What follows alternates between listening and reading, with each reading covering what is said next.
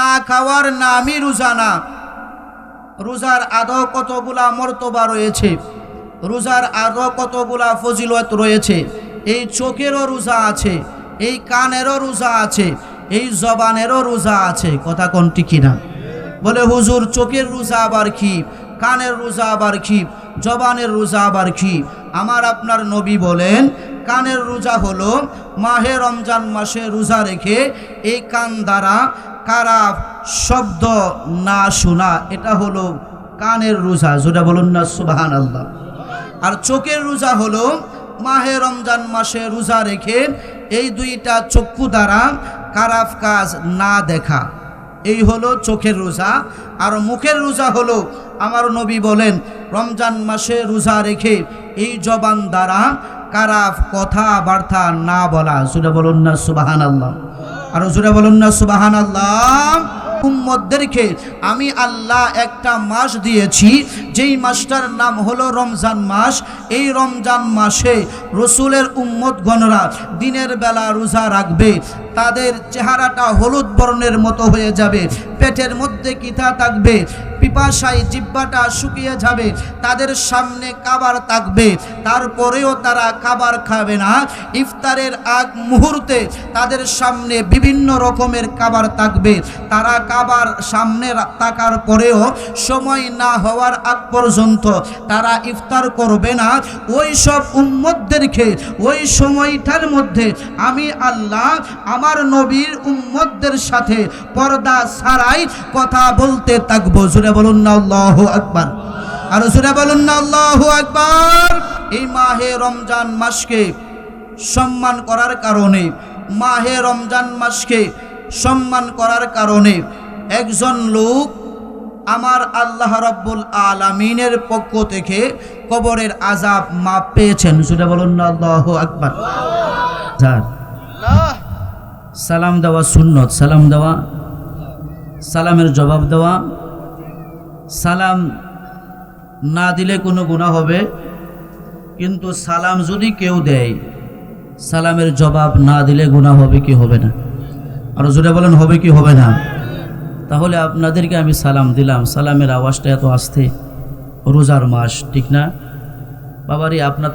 আপনাদের থেকে আমার কিন্তু কষ্টটা কম হয় নাই।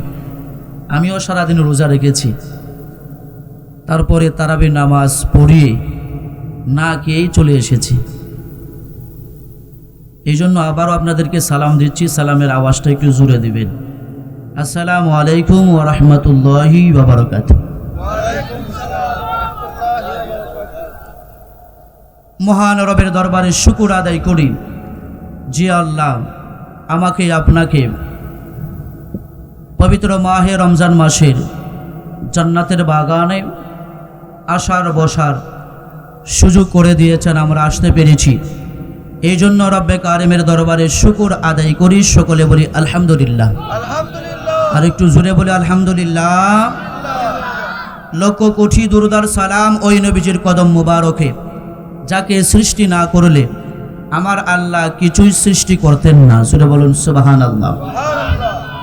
যেই নবীর প্রেমে পড়ে আমার আল্লাহ কুল কায়নাত সৃষ্টি করেছেন। কথা বলুন ঠিক কিনা? এই রমজান মাস অন্য অন্য নবীদের বেলায় ছিল, অন্য নবীদের উম্মতদের বেলায় ছিল। রমজান মাস ছিল, রজব মাস ছিল, শাবান মাস ছিল, কিন্তু এই মাসগুলার রহমত বরকত ছিল না। কথা বলুন ঠিক কিনা?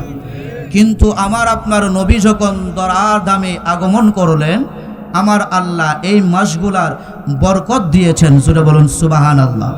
আর জোরে বলুন সুবহানাল্লাহ। সেই রসুলের উম্মত আমি আপনি খুশি না বেজার? আর জোরে বলুন খুশি না বেজার?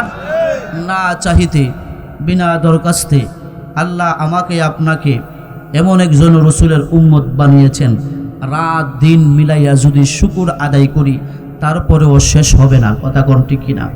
তাহলে আসুন জান্নাতের বাগানে বরকতময় মাসে আমাকে আপনাকে যে এমন একজন রসুলের উম্মত বানিয়েছেন, এই জন্য শুকর আদায় করি। সকলে বলি আলহামদুলিল্লাহ। আর একটু জোরে বলি আলহামদুলিল্লাহ। আমার বাবারা, যেহেতু মাহে রমজান মাস চলতেছে, কথা বলুন ঠিক কিনা? আমি অন্য কোনো বিষয়ের দিকে আলোচনা করব না। মাহে রমজান মাস সম্মানের মাস, বরকতের মাস, নাজাতের মাস, কথা কোন ঠিক কিনা? এই মাহে রমজান মাস সম্পর্কে অর্থাৎ রোজার ফজিলত সম্পর্কে কিছু আলোচনা করব। মনোযোগ সহকারে ধৈর্যের সাথে বসে শোনার চেষ্টা করবেন। আল্লাহ যেন আমাকে আপনাকে ধৈর্যের সাথে বসে আলোচনা শোনার তৌফিক দান করেন। সকলে বলুন আমিন। আর একটু জোরে বলুন আমিন। এই মাহে রমজান মাস সম্পর্কে আল্লাহ রাব্বুল আলামিন মাহে রমজান মাসের রোজার ফজিলত সম্পর্কে আল্লাহ রাব্বুল আলামিন পবিত্র কুরআনুল কারীমের মধ্যে বলে দিয়েছেন, হে ঈমানদারেরা, হে ঈমানদারগণ, যারা আমি আল্লাহর প্রতি ঈমান এনেছো, আমার বন্ধু নবীর উপরে ঈমান এনেছো, আমি তাদেরকে বলতেছি, আমার আল্লাহ কোনো বেঈমানকে বলে নাই। আমার আল্লাহ বলেন, ইয়া আইয়ুহাল্লাযীনা আমানু, হে ঈমানদারগণ, কুতিবা আলাইকুমুস সিয়াম, তোমাদের উপরে রোজাকে ফরজ করে দিয়েছি, কামা কুতিবা আলাল্লাযীনা মিন ক্বাবলিকুম, যেমনিভাবে তোমাদের পূর্ববর্তী নবীদের উম্মতদের বেলায় ছিল। জোরে বলুন না সুবহানাল্লাহ। কেন আমি আল্লাহ তোমাদের উপরে রোজা ফরজ করে দিয়েছি? লাআল্লাকুম তাত্তাকুন, যেন তোমরা তাকওয়াবান হতে পারো, যেন তোমরা আল্লাহর বন্ধু হতে পারো। জোরে বলুন সুবহানাল্লাহ। আর জোরে বলুন সুবহানাল্লাহ। শুধু তা নয়, আমার আল্লাহ রাব্বুল আলামিনের হাবিব সাল্লাল্লাহু তাআলা আলাইহি ওয়াসাল্লাম উনি ফরমান, মান সামা রমাদানা ঈমানা ওয়া ইহতিসাবান, যে ব্যক্তি মাহে রমজান মাসকে সম্মান করে মাহে রমজান মাসের রোজা রাখলো, রাত্রের বেলা দাঁড়াইয়া দাঁড়াইয়া তারাবি নামাজ আদায় করলো, আমার আল্লাহ রাব্বুল আলামিন ওই সমস্ত বান্দা বান্দীদের পূর্বের গুনাহগুলা আমার আল্লাহ ক্ষমা করে দিবেন। জোরে বলুন না আল্লাহু আকবার। আর জোরে বলুন না আল্লাহু আকবার। তাহলে আমার আল্লাহ চায় আমার নবীর উম্মতেরা যেন জাহান্নামে না যাক, আমার নবীর উম্মতেরা যেন জান্নাতের মধ্যে যাক, এটাই আমার আল্লাহ চান। কথা কোন ঠিক কিনা? আর জোরে বলুন ঠিক কিনা? শুধু না খাওয়ার নামই রোজা না, রোজার আদৌ কতগুলা মর্তবা রয়েছে, রোজার আদৌ কতগুলা ফজিলত রয়েছে। এই চোখেরও রোজা আছে, এই কানেরও রোজা আছে, এই জবানেরও রোজা আছে। কথা কোন ঠিক কিনা? বলে হুজুর, চোখের রোজা আবার কি, কানের রোজা আবার কি, জবানের রোজা আবার কি? আমার আপনার নবী বলেন, কানের রোজা হলো মাহে রমজান মাসে রোজা রেখে এই কান দ্বারা খারাপ শব্দ না শোনা, এটা হলো কানের রোজা। যেটা বলুন না সুবহানাল্লাহ। আর চোখের রোজা হলো মাহে রমজান মাসে রোজা রেখে এই দুইটা চক্ষু দ্বারা খারাপ কাজ না দেখা, এই হলো চোখের রোজা। আর মুখের রোজা হলো আমার নবী বলেন, রমজান মাসে রোজা রেখে এই জবান দ্বারা খারাপ কথাবার্তা না বলা। জোরে বলুন না সুবহানাল্লাহ। আর জোরে বলুন না সুবহানাল্লাহ। তাহলে রমজান মাস সম্মানের মাস, আমরা এই মাসকে সম্মান করার দরকার আছে না নাই? দিনের বেলা রোজা রাইখা না না রাইখা? আর জোরে বলুন রাইখা না না রাইখা? খায়া না না খায়া? আর জোরে বলুন খায়া না না খায়া? এই মাসকে সম্মান করতে হবে, দিনের বেলা না খায়া, দিনের বেলা রোজা রাইখা। কথা কোন ঠিক কিনা? আর জোরে বলুন ঠিক কিনা? শুধু তা নয়, মুসা আলাইহিস সালাম একদিন আমার আল্লাহকে জিজ্ঞাসা করে, আল্লাহ, আমি তো তোমার নবী, আমি তো তোমার সাথে প্রতিদিন 1000 কথা বলি। কয় হাজার? মুসা নবী প্রতিদিন তুর পাহাড়ে যাইয়া আল্লাহর সাথে 1000 কথা বলতেন। কয় হাজার? কিন্তু আমার আল্লাহকে মুসা নবী কোনোদিন দেখে? আরো জোরে বলেন দেখে? মুসা নবী একদিন ডাক দিয়া বলতেছে, আল্লাহ, আমি তো তোমার পয়গাম্বর, আমি তোমার সাথে প্রতিদিন 1000 কথা বলি, আমার সাথে তুমি দেদার দাও না, দেখা দাও না। আমি জানতে চাই এমন কোনো বান্দা তুমি দুনিয়াতে পাঠাইবা কিনা যার সাথে তুমি পর্দা ছাড়া কথা বলবা, যার সাথে তোমার প্রেমের সম্পর্ক হবে, আমি মুসা আলাইহিস সালাম জানতে চাই। আমার আল্লাহ বলে, হ্যাঁ, আমি এমন কিছু লোক দুনিয়ার মধ্যে পাঠাবো, এমন কিছু উম্মত দুনিয়ার মধ্যে পাঠাবো, যেই নবীর উম্মতকে, যেই নবীকে সৃষ্টি না করলে আমি আল্লাহ কুল কায়নাত সৃষ্টি করতাম না। এই নবী হচ্ছে মুহাম্মদ মুস্তাফা সাল্লাল্লাহু তাআলা আলাইহি ওয়াসাল্লাম। ওই উম্মতদেরকে আমি আল্লাহ একটা মাস দিয়েছি, যেই মাসটার নাম হলো রমজান মাস। এই রমজান মাসে রসুলের উম্মতগণরা দিনের বেলা রোজা রাখবে, তাদের চেহারাটা হলুদ বর্ণের মতো হয়ে যাবে, পেটের মধ্যে কিতা থাকবে, পিপাসায় জিহ্বাটা শুকিয়ে যাবে, তাদের সামনে খাবার থাকবে, তারপরেও তারা খাবার খাবে না। ইফতারের আগ মুহূর্তে তাদের সামনে বিভিন্ন রকমের খাবার থাকবে, তারা খাবার সামনে থাকার পরেও সময় না হওয়ার আগ পর্যন্ত তারা ইফতার করবে না। ওই সব উম্মতদেরকে ওই সময়টার মধ্যে আমি আল্লাহ আমার নবীর উম্মতদের সাথে পর্দা ছাড়াই কথা বলতে থাকবো। জোরে বলুন না আল্লাহু আকবার, আর জোরে বলুন না আল্লাহু আকবার, বলুন না ইয়া রাসূলুল্লাহ, আর আওয়াজে বলুন ইয়া ওলি আল্লাহ। তাহলে মাহে রমজান মাসের সম্মান আছে না নাই? আর জোরে বলুন আছে না নাই? কিতাব খুললে পাওয়া যায়, হাদিস শরীফ খুললে পাওয়া যায়। এই মাহে রমজান মাসকে সম্মান করার কারণে, মাহে রমজান মাসকে সম্মান করার কারণে একজন লোক আমার আল্লাহ রাব্বুল আলামিনের পক্ষ থেকে কবরের আযাব মাপ পেয়েছেন। সেটা বলুন না আল্লাহু আকবার। বাগদাদের জমিনে একজন ব্যক্তি ছিলেন, যার নাম ছিলেন মুহাম্মদ। নাম কি? এই মুহাম্মদ নামক ব্যক্তিটা 11 মাস কোনো নামাজ পড়তো না। কয় মাস? 11 মাস কোনো নামাজ পড়তো না, কোনো ভালো কাজ করতো না। যখনই মাহে রমজান মাসের চাঁদ আসমানে উদয় হইয়া যাইত, ওনার স্ত্রীকে ডাক দিয়ে বলতেন, স্ত্রী রে, হে আমার বিবি, তাড়াতাড়ি আমার পাঞ্জাবিটা ধুয়ে দে, মাথার টুপিটা পরিষ্কার করে দে। আসমানের মধ্যে রমজান মাসের চাঁদ উদয় হয়েছে।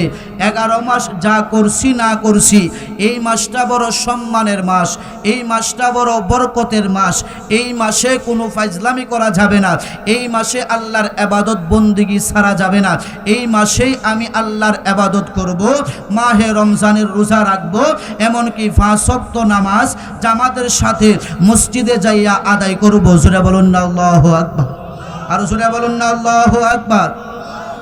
আমার বাবারা, গভীর মনোযোগ। এই মুহাম্মদ নামক ব্যক্তিটা মাহে রমজান মাসের চাঁদ যখন উদয় হইয়া যাইত, গায়ের মধ্যে পাঞ্জাবিটা লাগাইত, মাথার মধ্যে টুপিটা লাগাইত। এই লোকটা সারাদিন রোজা রাখত, 5 ওয়াক্ত নামাজ মসজিদের মধ্যে যাইয়া আদায় করত। কিন্তু সমাজের মধ্যে কিছু মানুষ আছে, তারে দেখলে টিটকারি করে, মস্কারি করে। ও দেহ না, 11 মাস নামাজ পড়ে না, রমজান মাস আইছে, নামাজের ব্যাস ধরছে। কি ধরছে? নামাজের ব্যাস ধরছে। এসে বলে আবার রোজা রাখে। 11 মাস কোনো ভালো কাজ করে নাই, মাহে রমজান মাস আইছে, মাথার মধ্যে টুপি লাগাইছে, গায়ের মধ্যে পাঞ্জাবি লাগাইছে। বাবার আরে, এ আমার যুবক ভাইরা, একটু মনোযোগ দেন, মনোযোগ দেন। এই মুহাম্মদ নামক ব্যক্তিটা মসজিদের মধ্যে যাইয়া নামাজ আদায় কইরা চোখের পানি ফালাইয়া ফালাইয়া আবার আল্লাহরে ডাক দিয়া বলে, আল্লাহ, ও আমার আল্লাহ, তুমি তো জানো আমি 11টা মাস তোমারে ডাকি নাই, তোমার ইবাদত করি নাই, তোমার হুকুম পালন করি নাই, কিন্তু রমজান মাস বড় বরকতের মাস, বড় সম্মানের মাস। আল্লাহ গো, আমার জীবনের গুনার জন্য মাপ চাই, এই মাহে রমজান মাসের খাতিরে তোমার হাবিব নবী মুহাম্মদুর রাসূলুল্লাহ সাল্লাল্লাহু তাআলা আলাইহি ওয়াসাল্লামের খাতিরে আমার জীবনের গুনাহ তুমি মাফ কইরা দাও। এইভাবে মুহাম্মদ নামক ব্যক্তিটা তার হায়াতে জিন্দিগিতে যতবারই রমজান মাস পাইতেন ইনি পাঞ্জাবিটা লাগাইতেন, মাথার মধ্যে টুপিটা পরিধান করতেন, মাহে রমজানের 30টা রোজা রাখতেন, তারাবি নামাজ আদায় করতেন, এমনকি 5 ওয়াক্ত নামাজও আদায় করতেন। জোরে জোরে বলুন না আল্লাহু আকবার। এই আমার বন্ধু, এই মুহাম্মদ নামক ব্যক্তিটা যখন সে মারা গেল, মারা যাওয়ার পরে এই বাগদাদের জমিনের মধ্যে আল্লাহর একজন ওলি ছিলেন। উনি যখন মুরাকাবার মধ্যে বসলেন, বসার পরে মুহাম্মদ নামক ব্যক্তিটার সাথে তার সাক্ষাৎ হয়ে গেল। তাকাইয়া দেখে এই মুহাম্মদ নামক ব্যক্তিটা বেহেশতের নাজ নিয়ামতের মধ্যে ফুল বাগানের মধ্যে বসা আছে। ডাক দিয়া বলে, মুহাম্মদ, ও মুহাম্মদ রে, আমি তো তোমারে চিনি, তুমি 11 মাস কোনো ভালো কাজ করতে না, 11 মাস নামাজ পড়তা না, 11 মাস কোনো ভালো কাজ করতা না।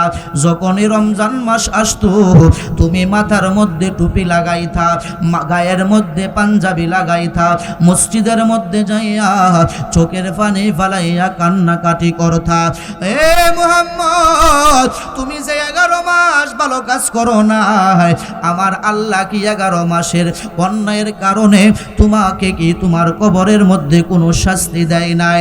যেই মাত্র আল্লাহর ওলি মুহাম্মদকে এই কথা বললেন, মুহাম্মদ ডাক দিয়া বলতেছে, হুজুর গো, ও হুজুর, তাহলে আপনি শুনেন, আমি যখন মারা গেলাম গো হুজুর, মারা যাওয়ার পরে আমার আত্মীয় স্বজনেরা আমারে যখন কবরস্থ কইরা একা ফালাইয়া চইলা গেল, আমি যখন কবরের মধ্যে একা একা শুয়ে আছি, আমার কবরের মধ্যে আল্লাহর 2 জন ফেরেশতা আইছে আমাকে বাকি 11 মাস যে আমি ভালো কাজ করি নাই, এই 11 মাসের শাস্তি দেওয়ার জন্য যখন 2 জন ফেরেশতা আমার কবরের মধ্যে প্রবেশ করলো, প্রবেশ করার সাথে সাথে আমার আল্লাহ ডাক দিয়া বলে, ফেরেশতারা হারে, ও ফেরেশতারা, তোমরা মুহাম্মদের কবরের মধ্যে কি করো? ফেরেশতারা ডাক দিয়া বলে, আল্লাহ গো, ও মায়ার আল্লাহ, দয়ার আল্লাহ, আপনি তো জানেন, তারপরও কেন জিজ্ঞাসা করেন? আমার আল্লাহ ডাক দিয়া বলে, ফেরেশতারা হারে, আমি তোমাদের জবানে শুনতে চাই, কেন তোমরা মুহাম্মদ নামক ব্যক্তির কবরে আসলা? ডাক দিয়া বলে, আল্লাহ, এই মুহাম্মদ নামক ব্যক্তিটা 11 মাস সে ভালো কাজ করে নাই, 11 মাস নামাজ পড়ে নাই, 11 মাস কোনো ভালো কাজ করে নাই, শুধু অন্যায় কাজ করেছে। এই 11 মাসের শাস্তি দেওয়ার জন্য আমরা 2 জন ফেরেশতা তার কবরের মধ্যে আসলাম।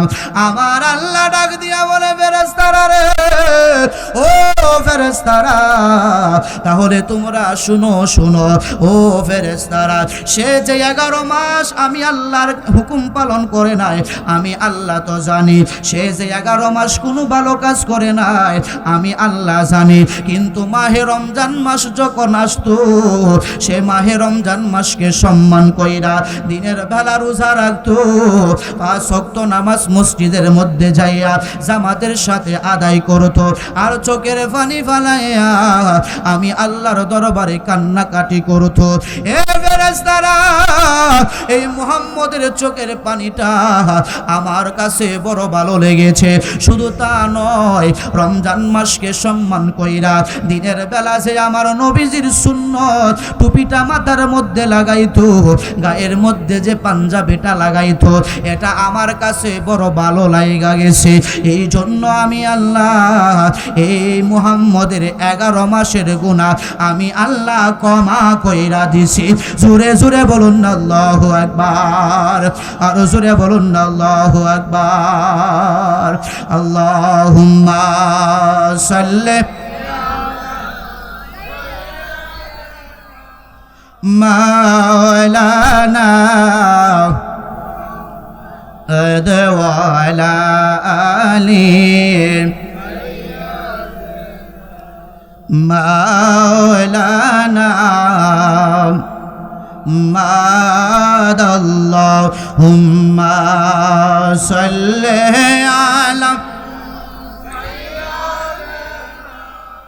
مولانا محمد وعلى سيدنا ভালো লাগে না খারাপ লাগে? আরো জোরে বলুন, ভালো না খারাপ? কেন ভালো লাগে? কারণ আমরা নবীজির পাগল, কথা কোন ঠিক কিনা? আরো জোরে বলুন ঠিক কিনা? দুরূদ শরীফ আমাদের কাছে ভালো লাগে, কথা কোন ঠিক কিনা? আমার নবী বলে, যারা দুনিয়ার মধ্যে বেশি বেশি আমি নবীর উপরে দুরূদ পড়বে, হাসরের মাঠে সেই উম্মতটা আমি রাসূলের তত কাছে থাকবে। জোরে জোরে বলুন আল্লাহু আকবার, আরো জোরে বলুন আল্লাহু আকবার। তাহলে মাহে রমজান মাসের রোজাগুলা রাখার দরকার আছে না নাই? আরো জোরে বলুন, আছে না নাই? মাহে রমজান মাসের তারাবি নামাজ পড়া দরকার আছে না নাই? আরো জোরে বলুন, আছে না নাই? এই রোজা রাইখা 5 ওয়াক্ত নামাজ আদায় করার দরকার আছে না নাই? অনেকে আছে সারাদিন শুধু রোজা রাখে, নামাজের দ্বারা দাঁড়ে না, কথা কোন ঠিক কিনা? আরে বাবা, সারাদিন যে আপনি রোজাটা রাখলেন, এই সারাদিন আপনি উপবাস থাকলেন, শুধু একটা ফরজ আপনার আদায় হয়েছে, কিন্তু আপনি 5 ওয়াক্ত নামাজ যদি আদায় করেন, আপনার প্রতিদিন 5টা ফরজ আদায় হইতেছে, কথা বলুন ঠিক কিনা? আরো জোরে বলুন ঠিক কিনা? তাহলে রোজা রাখার পাশাপাশি নামাজ দরকার আছে না নাই? আরো জোরে বলুন, আছে না নাই? এ আমার বাবারা, শুধু মুসলমানই না, রমজান মাসকে সম্মান করার কারণে একজন হিন্দু লোক, সে রমজান মাসে সম্মান করার কারণে তার কপালে আমার আল্লাহ ইসলাম গ্রহণ করাইছে। জোরে বলুন আল্লাহু আকবার, আরো জোরে বলুন আল্লাহু আকবার। হিন্দু লোককে আমার আল্লাহ ইসলাম ধর্ম গ্রহণ করাইয়া মৃত্যু দান করেছেন। জোরে বলুন আল্লাহু আকবার। জুগদাদুল ওয়াইসিন নামক কিতাবের মধ্যে আসছেন, একজন হিন্দু লোক রমজান মাসকে সম্মান করার কারণে, হিন্দুরা কি রোজা রাখে? কথা বলেন, রোজা রাখে? হিন্দুরা রোজা রাখে? হিন্দুরা রোজা রাখে না, কিন্তু হিন্দুরা পর্যন্ত রমজান মাসকে সম্মান করে। অথচ আমরা মুসলমানের ঘরে মুসলমান রমজান মাসে দিনের বেলা খাই, কথা কোন ঠিক না? মানুষ দেখলে আরো আমরা মস্কারি করে বলি, আল্লাহরাই ডরাই না, মানুষরা ডরাই লাভ আছে? আছে না নাই? আরো জোরে বলেন, আছে না নাই? আল্লাহরই ডরাই না আর মানুষরে ডরাই লাভ আছে? সে দিনের বেলা খাই, কথা কোন ঠিক না? আরো জোরে বলুন ঠিক না? কিন্তু বাবারে, জুগদাদুল ওয়াইসিন নামক কিতাবের মধ্যে দেখেন, একজন হিন্দু লোক মাহে রমজান মাসকে সম্মান করার কারণে আমার আল্লাহ কিভাবে তার তকদিরটা পরিবর্তন কইরা ফেলাইছে। এই হিন্দু লোক একদিন তার ছোট একটা বাচ্চাকে নিয়ে বাজারের মধ্যে গেলেন। জুড়ে বলুন, কই গেলেন? বাজারের মধ্যে গেলেন। বাজারের মধ্যে যাইয়া তার ছোট বাচ্চাটাকে কিছু মিষ্টি কিনে দিলেন। হিন্দু লোকের উদ্দেশ্য ছিল, আমার সন্তান ছোট মানুষ, আমি বাবার সাথে বাজারে আসছে, আমি তারে কিছু মিষ্টি কিনা দিছি, এই মিষ্টিগুলা সে বাড়িতে নিয়ে খাবে। কিন্তু ছোট মানুষ বুঝে নাই, বুঝতে পারে নাই। বাবা তারে এক স্থানের মধ্যে দাঁড়াইয়া অন্য দোকানের মধ্যে যখন চলে গেলেন, যাওয়ার পরে রে আব্বারা, এই হিন্দু লোকের ছোট বাচ্চাটা খোলা বাজারের মধ্যে মুসলমানের সামনে ছোট বাচ্চাটা তার বাবা যে মিষ্টি কিনে দিছে, এই মিষ্টিগুলা খাইতে আরম্ভ করলেন। সেই মাত্র খোলা বাজারে দাঁড়াইয়া মিষ্টি খাইতেছে, এই হিন্দু লোক লোকটা যখন দেখলেন সদাই ফাতি ফালাইয়া দৌড়াইয়া তার সন্তানের কাছে আসলেন। আয়েশা ডাক দিয়া বলতেছে, বাবারে তোরে তো আমি মিষ্টিগুলা দিছিলাম বাড়ির মধ্যে নিয়ে খাওয়ার জন্য, তুই কি করলি?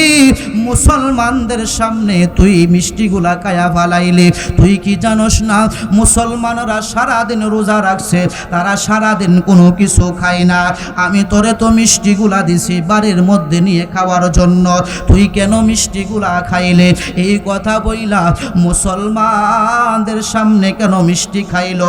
এই জন্য হিন্দু লোকটা তার ছোট বাচ্চাটার গালের মধ্যে একটা তাপ্পর মাইরা দিছে। জোরে জোরে বলুন না আল্লাহু আকবার। যেই মাত্র হিন্দু লোকটা তার ছোট বাচ্চাটাকে বাজারের মধ্যে তাপ্পর মারলেন, বাজারের অন্য মানুষ দৌড়াই আসলেন, হে ভাই তোমার এতটুক ছোট বাচ্চাটাকে তুমি কেন তাপ্পর মারলা? আমি তাপ্পর মারছি এই জন্যে, এটা মাহে রমজান মাস, মুসলমানরা সারাদিন রোজা রাখছে, তারা দিনের বেলা খায় নাই। আমার সন্তান মুসলমানের সামনে কেমনে মিষ্টিগুলা খাইলো, এই জন্য আমি তারে মারছি। এই কথা বইলা আরেকটা তাপ্পর তার গালের মধ্যে বসাইয়া দিলেন। মিষ্টিগুলা নিয়া সন্তানটাকে বাড়ির মধ্যে নিয়ে চলে গেলেন। এই হিন্দু লোকটা যখন মারা গেল, মারা যাওয়ার পরে তার আত্মীয় স্বজনেরা তারে আগুনে ফুরাইয়া ফালাইলো। আগুনে ফুরাইয়া ছাইগুলাকে একটা গর্ত করে মাটি চাপা দিয়া ফালাইলো। সেই মাত্র তারে মাটি চাপা দিয়া ফালাইছে, সেই গ্রামের মধ্যে হিন্দু লোকটা বসবাস করত। ওই গ্রামের মধ্যে আল্লাহর একজন ওলি ছিলেন। উনি যখন মাগরিবের নামাজ আদায় কইরা মুরাকাবার মধ্যে বসলেন, মুরাকাবার মধ্যে বৈশা কবরের দিকে যখন নজর করলেন, কবরের দিকে নজর কইরাই দেখতেছে এই যে পাশের বাড়ির হিন্দু লোকটা, এই হিন্দু লোকটা কবরের মধ্যে বড় শান্তিতে আছে, ফুল বাগিচার মধ্যে বসে আছে। আল্লাহর ওলি ডাক দিয়া বলে, ভাই ও হিন্দু ভাই, আমি তো তোমারে চিনি, তুমি আমার পাশের বাড়ির হিন্দু ভাই। সুরে বলুন না আল্লাহু আকবার। আমাদের বাড়ির পাশে হিন্দু বাড়ি আছে না নাই? আরো জোরে বলুন আছে না নাই? আল্লাহর ওলি বলে, সেই লোকটাও আমার বাড়ির পাশে ছিলেন। আমি যখন দেখলাম এই লোকটা বড় নাজ নিয়ামতের মধ্যে আছে, আমি তারে জিজ্ঞাসা করলাম, হিন্দু বাহিরে,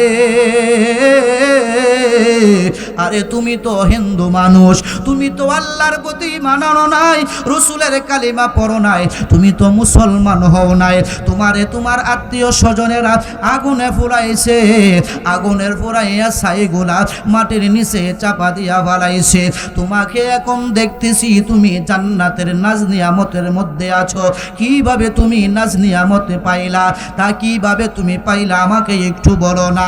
ডাক দিয়া বলে, হুজুর তাহলে আপনি শুনেন, ও হুজুর, আমি মাহে রমজান মাসে আমার সন্তানকে নিয়ে যখন বাজারে গেছি, আমার সন্তানকে কিছু মিষ্টি কিনা দিছিলাম, এই মিষ্টিগুলা নিয়ে আসে বাড়িতে খাবে, কিন্তু আমার সন্তান ছোট মানুষ, আমার সন্তান বুঝে নাই, মানুষের সামনে কুলা বাজারের মধ্যে রমজান মাসে মিষ্টি খাওয়া আরম্ভ করছে। তা দেখা আমি আর সহ্য করতে পারি নাই, এই জন্য আমার সন্তানের গালের মধ্যে দুনিয়ার মধ্যে থাকা অবস্থায় দুইটা গালের মধ্যে দুইটা তাপ্পর বসাইয়া দিছি। এই যে তাপ্পরটা বসাইয়া দিলাম, তাপ্পরটা বসানোর কারণে আজরাইল যখন আমার রূহটা নেওয়ার জন্য আসলো, আমার আল্লাহ ডাক দিয়া বলে, আজরাইল রে, ও আজরাইল, তুমি ওই বান্দাটার রূহটা একটু পরে কবজ করো। আজরাইল ডাক দিয়া বলে, আল্লাহ, কোন বান্দার রূহ কবজ করার জন্য তো আমাকে তুমি বলো না এই কথা, আজকে কেন বলতেছো? আমি তো একজন বেদরমি হিন্দু লোকের জান কবজ করার জন্য যাইতেছি, আমাকে কেন তুমি বাধা দিতেছো? তার কারণ কি? আমার আল্লাহ ডাক দিয়া বলে, আজরাইল, ও আজরাইল, তাহলে তুমি শুনো, এই হিন্দু লোকটা মাহে রমজান মাসকে সম্মান করার কারণে, সম্মান কইরা মাহে রমজান মাসকে ইজ্জত দিয়া তার সন্তানের গালের মধ্যে তাপ্পরটা যে বাজারের মধ্যে মানুষের সামনে মেরে দিয়েছে, এই তাপ্পরটা আমি আল্লাহর কাছে বড় পছন্দ হয়েছে, আমি আল্লাহর কাছে বড় ভালো লাগছে। এই জন্য আমি আল্লাহর মন চাই তারে কালিমা পড়াইয়া মুসলমান বানাইয়া দুনিয়া থেকে আনতে। জোরে জোরে বলুন না আল্লাহু আকবার, আরো জোরে বলুন না আল্লাহু আকবার। তুমি রহমান, তুমি মেহেরবান, জোরে কোন আল্লাহু আকবার। আল্লাহ ডাক দিয়া বলে, আজরাইল একটু থামো, আমি তারে কালিমা পড়াইয়া দুনিয়া থেকে আনবো। হিন্দু লোকটা ডাক দিয়া বলে, হুজুর, ও হুজুর। তখন আমার আল্লাহ কুদরতি ভাবে আমারে কালিমা পড়াইছে।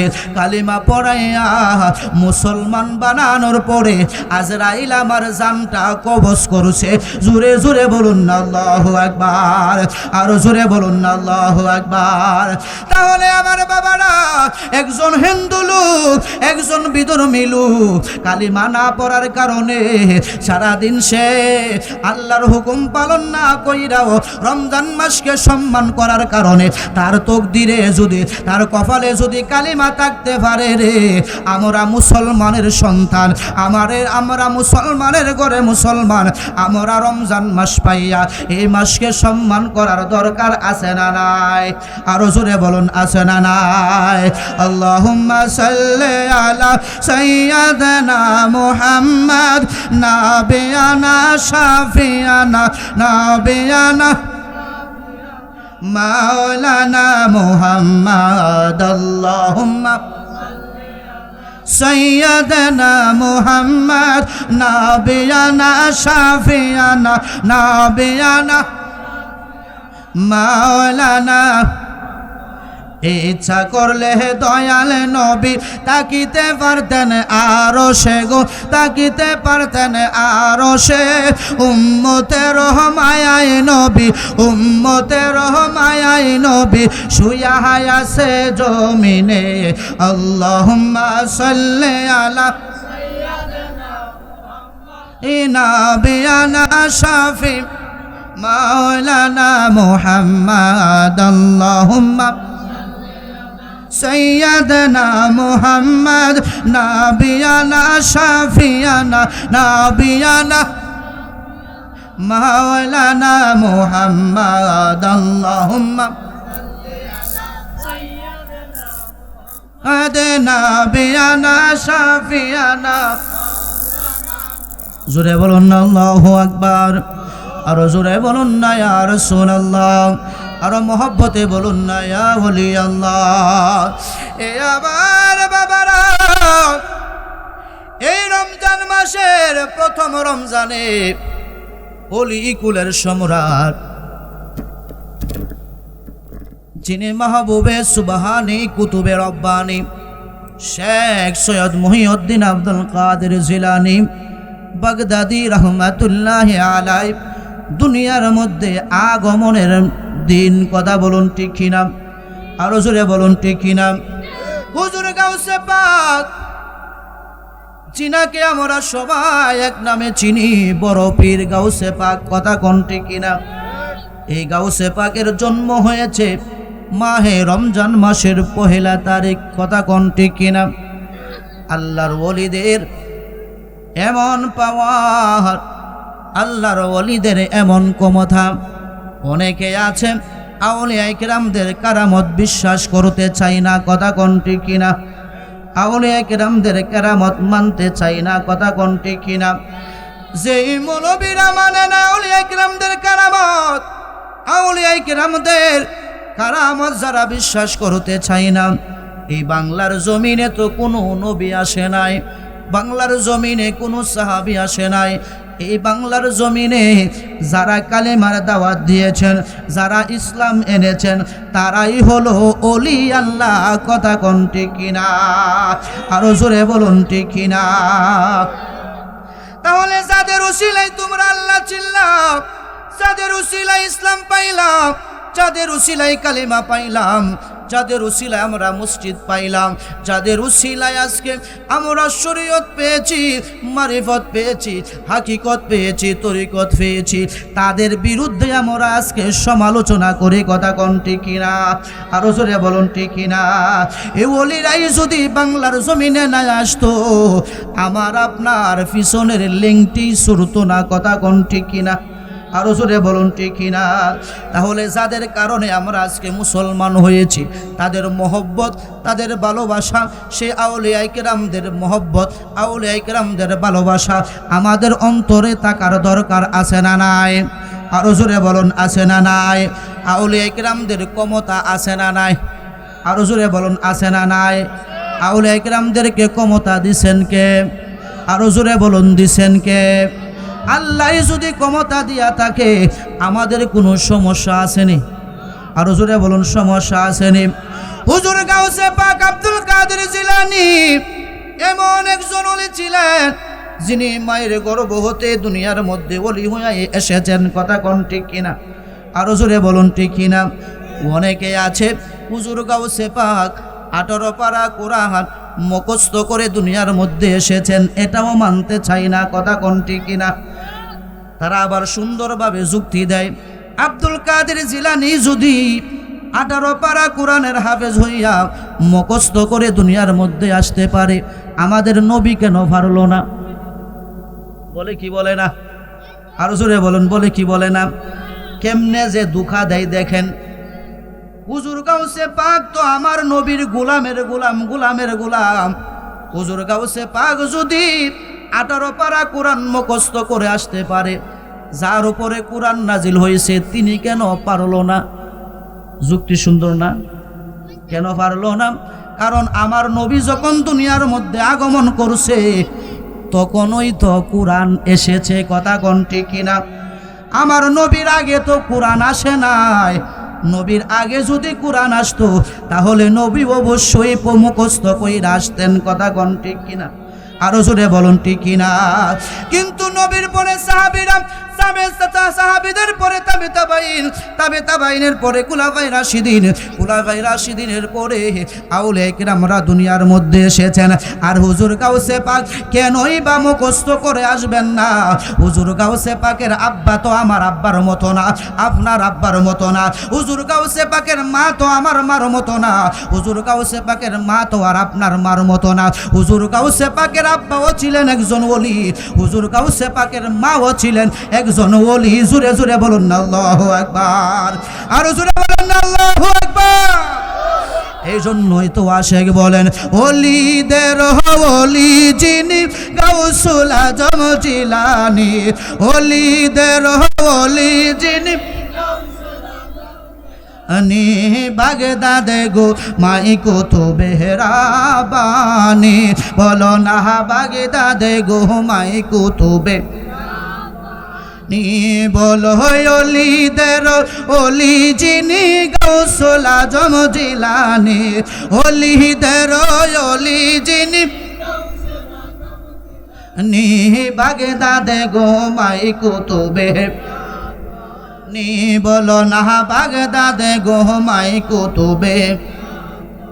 বংশ তোমার হাসান হুসাইনি, তুমি হইলা মা ফাতেমার নয়ন মনি। গাউস বংশ তোমার হাসান হুসাইনি, তুমি হইলা মা ফাতেমার নয়ন মনি। একবার দিদার দাও গো গাউস, ও গো গাউসে সামদানি। একবার দিদার দাও গো তুমি, ও গো গাউসে সামদানি। বাগদাদে গো বেহরাবানি। বলো না বাগদাদে গো মাই কুতুবে নি। বলো না বাগদাদে গো মাই কুতুবে। গাউস তোমার কাঁধে নবীজির কদম, সমস্ত ওলিদের কাঁধে তোমারই কদম। গাউস তোমার কাঁধে নবীজির কদম, সমস্ত অলিদের কাঁধে তোমারই কদম। এই অদমে ডাকে গাউস, দাও তোমার চরণ কানি।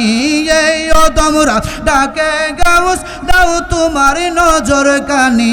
বাগদাদে গো মাহি কুতুবে রাব্বান, বলো না বাগদাদে গো। এই তরিকা বরতি গহলে আহলে বায়াত পাবে সেজন নবীজি বলে। জুড়ে বলুন না আল্লাহু আকবার, জুড়ে বলুন না ইয়া রাসূলুল্লাহ। এই তরিকা বরতি গহলে আহলে বায়াত পাবে সেজন নবীজি বলে। প্রমাণ আছে কিতাবেতে ভাই বোনেরা দেখ শোনি, প্রমাণ আছে কিতাবেতে ভাই বোনেরা শুন শোনি। বাগদাদে গো মাই কুতুবে রাব্বান, বলো না বাগদাদে গো। অলিদের অলি যিনি গাউসুল আজম জিলানী, অলিদের নি বাগদাদে গো মাই কুতুবে। মুর্শিদ আমার আব্দুল বারিক সেরদার বাগি, তরিকতের নিশানুর তাহার বাড়ি। বলো মুর্শিদ আমার আব্দুল বারিক সেরদার বাগি, তরিকতের নিশানুর তাহার বাড়ি। ওই তরিকায় ওই কানকাতে গেলে পাবে আল্লাহ দয়াল নবীজি। ওই কানকাতে গেলে পাবে আল্লাহ দয়াল নবীজি। বাগদাদে গো মাই কুতুবে, বলো না বাগদাদে গো রাব্বানি। বলন অলিদের গাউসুল আজম জিলানী, অলিদের গাউসুল আজম জিলানী। বাগদাদে গো রাব্বানি, বলো না বাগদাদে গো।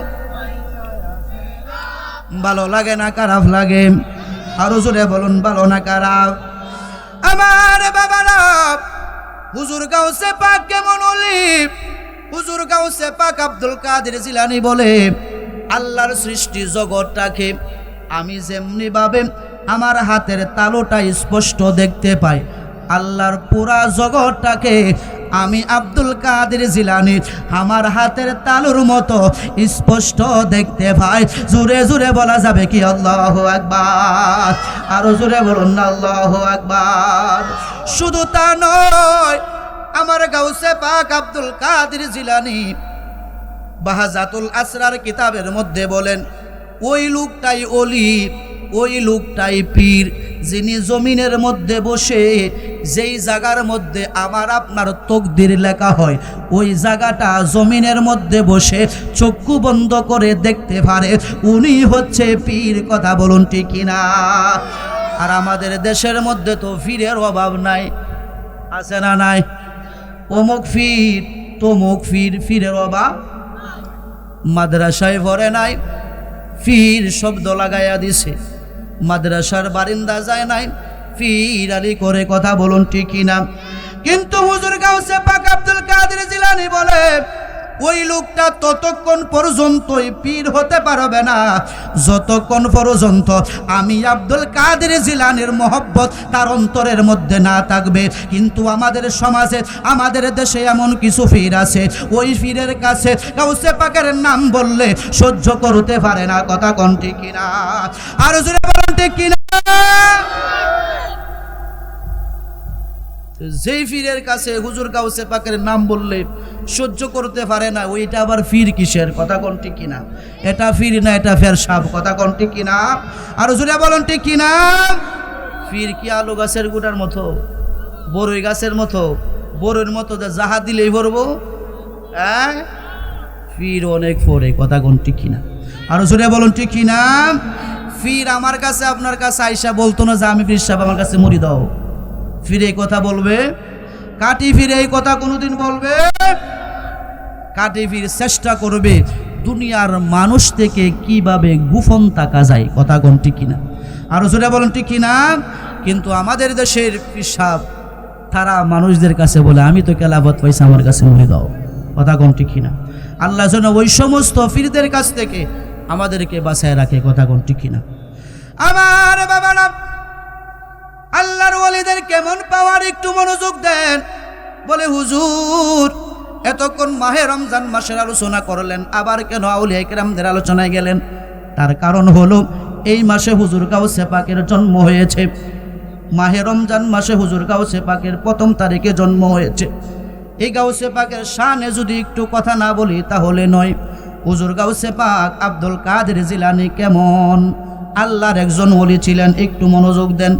হুজুর গাউসে পাকের একটা মুরিদ ছিলেন, বড় পাগল, বড় আশেক। তার মা বাবা তার বিবাহ ঠিক করছে।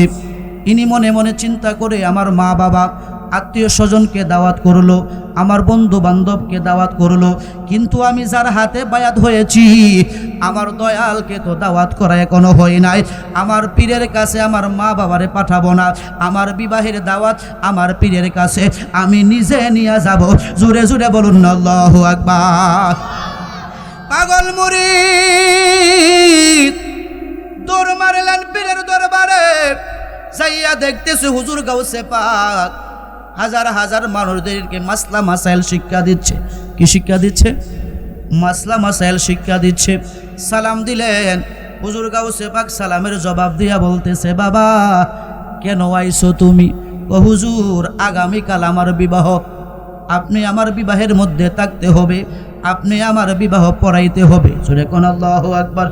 হুজুর গাউসে পাক বলে, হে বাবা তুমি তো জানো আমি বড় ব্যস্ত মানুষ, আমার কাছে প্রতিদিন হাজার হাজার মানুষ আসে বিভিন্ন দেশ থেকে মাসলা মাসাইল জানার জন্য। আমি কেমন করে তোমার বিবাহের মধ্যে যাব? আমি যাইতে পারবো না। মুরিদ ডাক দিয়া বলে, হুজুর আপনি যদি আমার বিবাহের মধ্যে না যান, আমি হাজার মানুষের সামনে কথা দিলাম আমি বিবাহই করব না। জোরে বলুন আল্লাহু আকবার। এমন পাগল মুরিদ আসেনি? আরো জোরে বলুন আসেনি? দেখবেন যে পীর সাহেবের এমন কিছু পাগল মুরিদ আছে, হাজার হাজার মানুষ নিয়ে, শত শত মানুষ নিয়ে যখন পীর সাহেব বসে থাকে তখন ডাক দিয়ে বলে, সাইডও আমার পীরের সাথে কথা আছে। আর পীরও জানে এই মুরিদরে যদি এখন জায়গা না দেয় তাহলে এনের মধ্যে একটা ফ্যাঁস লাগায়া দিব। এই জন্য পীরও ওই মুরিদকে দেখে বলে তার একটু সাইড দিয়ে সে আইসা বড় পাগল, সে বুঝে না, সে আইসা পড়ুক, আইসা কয়েকটা কথা বলে চলে যাক। ঠিক এইভাবে হুজুর গাউসে পাকের এই মুরিদটাও ছিলেন হুজুর গাউসে পাকের বড় পাগল। হুজুর গাউসে পাক ডাক দিয়া বলতেছে, বাবা রে যাও যাও, আগামীকাল তোমার বিবাহের মধ্যে আমি হাজির থাকবো। জোরে বলুন আল্লাহু আকবার। জিকির করেন লা ইলাহা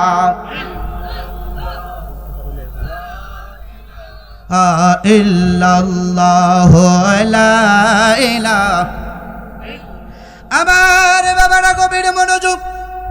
হুজুর আব্দুল কাদের জিলানী রাহমাতুল্লাহি আলাইহি মুরিদের বিবাহের সময় যখন হয়ে গেছে, দুপুর বেলায় তার বাড়ির মধ্যে যাইয়া হাজির, বিবাহ পড়াইলেন। আসরের নামাজের আজান যখন হয়ে গেল, হুজুর গাউসে পাক ডাক দিয়া বলতেছে, কে আছো রে? আমার এ নামাজের মুসল্লা দাও, আমি এই কানে নামাজ আদায় করব। হুজুর গাউসে পাক আব্দুল কাদের জিলানীকে নামাজের মুসল্লা যখন দিলেন, নামাজ আদায় করলেন, তসবির মধ্যে লিপ্ত হয়ে গেলেন। মুরিদটা মনে মনে চিন্তা করতেছে, হায় রে হায়, হুজুর না বলেছিল হুজুর বড় ব্যস্ত মানুষ, আমার বিবাহ পড়াইয়া উনি চলে যাবে, কিন্তু এখন তো বিবাহ পড়াইলো, বিবাহ পড়াইয়া উনি তসবির মধ্যে লিপ্ত হয়ে গেল।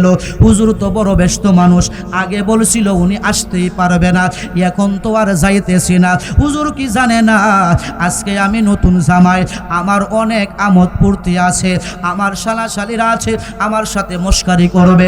এখন যদি পীর সাহেব হুজুর তাকে আমি কেমনে মস্কারি করব? হুজুর গাউসে পাক আব্দুল কাদের জিলানী কিছুক্ষণ তসবিহ তাহলিল পড়ে ডাক দিয়া বলতেছে, নতুন জামাই বউকে নিয়ে বাড়ির দিকে রওনা করো। ওই মুরিদটা মনে মনে চিন্তা করে, মনে হয় আমার পীর আমাকে বাড়ি পর্যন্ত আগাইয়া দিবে, বাড়ি পর্যন্ত আগাইয়া দিয়া উনি ওনার বাড়ির মধ্যে চলে যাবে। কিন্তু বাবারে, হুজুর গাউসে পাক আব্দুল কাদের জিলানী এই বরের সাথে, নতুন জামাইয়ের সাথে ওনার বাড়ির মধ্যে গেলেন। বাড়ির মধ্যে যাওয়ার পরে মাগরিবের নামাজের আজান হয়ে গেল। ডাক দিয়া বলে, আমারে নামাজের মুসল্লা দাও, আমি এই জায়গার মধ্যে মাগরিবের নামাজ আদায় করব। এবার নামাজের মুসল্লা যখন দিলেন, মাগরিবের নামাজ আদায় কইরা হুজুর আবার তসবির মধ্যে লিপ্ত হয়ে গেলেন। তসবির মধ্যে যখন লিপ্ত হয়ে গেলেন, এইভাবে আশার নামাজের আজান হয়ে গেল। হুজুর গাউসে পাক এশার নামাজও আদায় করলেন। নতুন জামাই মনে মনে চিন্তা করে, হাই রে হাই, হুজুর তো বলেছিল হুজুর বড় ব্যস্ত মানুষ, উনি বড় বিজি মানুষ, উনি আমার বিবাহের মধ্যে আগে আসতেই চাইছিল না, এখন বিবাহ পড়াইছে, আসরের নামাজ কোনের বাড়ির মধ্যে পড়লো। মনে করছিলাম আমার বাড়ির মধ্যে আমার আগাইয়া দিয়া আবার উনি চলে যাবে, কিন্তু আমার বাড়ির মধ্যে মাগরিবের নামাজও আদায় করলো, এশার নামাজও আদায় করলো। হুজুর কি জানে না, আজকে আমার বাসর রাত, আমাকে বাসর ঘরের ভিতরে ঢুকতে হবে, আমাকে বাসর ঘরের ভিতরে যাইতে হবে। বাসর ঘরের মধ্যে স্ত্রীর সাথে কত আমোদ করতে আছে, নাকি হুজুর আমার বউরা দেইকা পাগল হইছে। নারে দেন নারে তাকবীর, নারে রিসালাত, নারে রিসালাত। আহলে সুন্নাত ওয়াল জামাত, আহলে সুন্নাত ওয়াল জামাত হযরত মাওলানা বেলাল হুসাইন আল আসাদ সাহেব হুজুর আমাদের মাঝে উপস্থিত হয়েছেন। আমরা সকলে বলি আলহামদুলিল্লাহ। আর একটু জোরে বলি আলহামদুলিল্লাহ। হুজুর গাউসে পাক বাড়ির মধ্যে যাই নাই, উনি ওনার তসবির মধ্যে লিপ্ত হয়ে গেলেন। উনি তসবিহ পড়তেছে, তসবিহ পড়তেছে। যুবকটা অনেক চিন্তা করতেছে, কেমনে রে আজকে আমি পীরকে রাইখা বাসর ঘরের ভিতরে ঢুকবো, পীরকে রাইখা কেমনে বাসর ঘরের ভিতরে ঢুকবো। যাই হোক বাবারা, এই আলোচনাটা অন্যদিন যদি কোনো সময় পায় তাহলে করার চেষ্টা করবো, যেহেতু আমার ভাইজান চলে এসেছেন।